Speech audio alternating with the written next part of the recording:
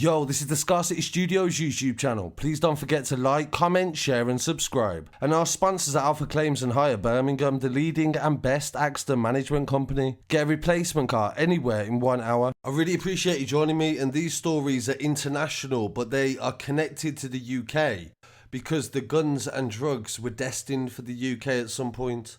These involve the National Crime Agency, which is the UK's equivalent of the FBI, and they do a lot of international operations. And before we talk about the gun smuggling coming from Spain, we're going to talk about the news that has broken about the 5 tons of cocaine that has been found just off the coast of Portugal.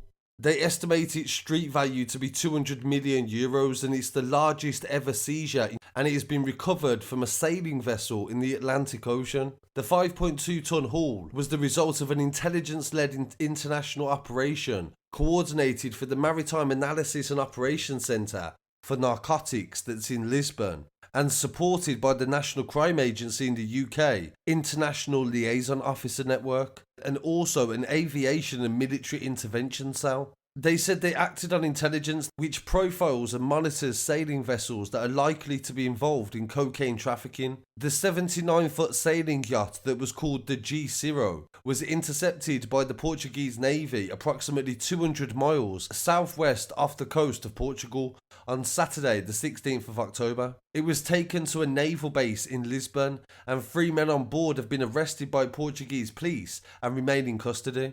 The director of the NCA, Nicky Holland, said intercepting the vessel required international cooperation, and the NCA played a key role in getting the information for law enforcement partners. This is a massive haul of Class A drugs, and some of it would have been destined for the UK, no doubt, in the future. The criminals' trade in drugs is driven by financial gain, she goes on to say, and the loss of profit would have been a massive hit to any gangs that was involved in this network.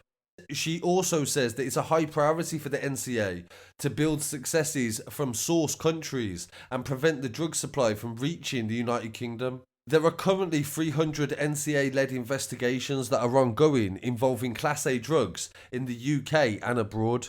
And in recent weeks, the NCA has contributed to international results that have brought the seizure up to 7 tons and the destruction of 2 cocaine labs that could produce 5 tons a month, and also a heroin lab as well. This is only a month after they found 2 tons of cocaine just off the coast of Portsmouth in the UK. And they arrested a British national as well, and they appeared in court and were charged with importing Class A drugs. So this is a phenomenal amount of drugs that they was trying to bring over to Europe, and as they said, they believe it was destined for the UK. And in relation to the international framework around this, and some more news coming from Spain, the Spanish police have taken part in a task force along with Europol with help from authorities in the United Kingdom to dismantle a major criminal organisation that was dedicated to importing firearms. In recent weeks, I've covered a lot of different stories where submachine guns and carbine weapons have been making their way to the streets of the UK, and Europol also noticed this trend was occurring where firearms that are usually military grade were making their way to the streets of Europe, and they basically figured out that this went all the way back to Slovakia and the Czech Republic, and they'd been sourcing old Eastern European firearms from old wars and sending them across Europe to sell to people to use on the street. They was also converting firearms, pistols, submachine guns, and also last generation assault rifles that had previously been recalibrated to the flowbite system, which is technically legal in some Eastern European countries. And then when they imported them through the country, they would then convert them very easily. 18 people have been arrested and 350 firearms were seized, and although it's suspected that the organisation must have supplied at least 1,500 firearms to the UK, Spain, Netherlands, Austria, Denmark, Germany, Portugal, Sweden and the Czech Republic.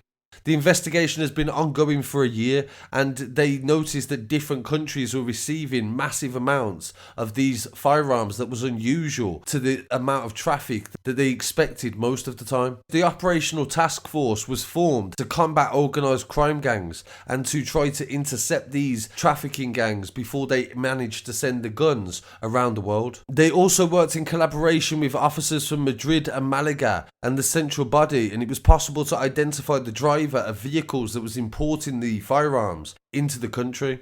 So I feel that definitely gives a massive insight into what is really going on internationally in the bigger picture, because that is something we seem to overlook a lot, I think, as well, where we focus on the small things that are happening on the streets and forget that people are affected all over the world, and this is $1 billion industry and it isn't going to disappear overnight. Due to restrictions on YouTube, I'm not going to show the other 2 stories that are related to cannabis seizures. YouTube is very strict and dislikes cannabis, so I'm going to put them onto the website, and please go along there to watch the videos on the cannabis seizures that included 1 tonne of cannabis that was taken in one plantation. So I really appreciate you joining me today. Please don't forget to like, comment, share and subscribe, and follow me online as well at Scarcity Studios on TikTok, Facebook, Instagram and Twitter, and I'll be back again very shortly with some more news. Peace.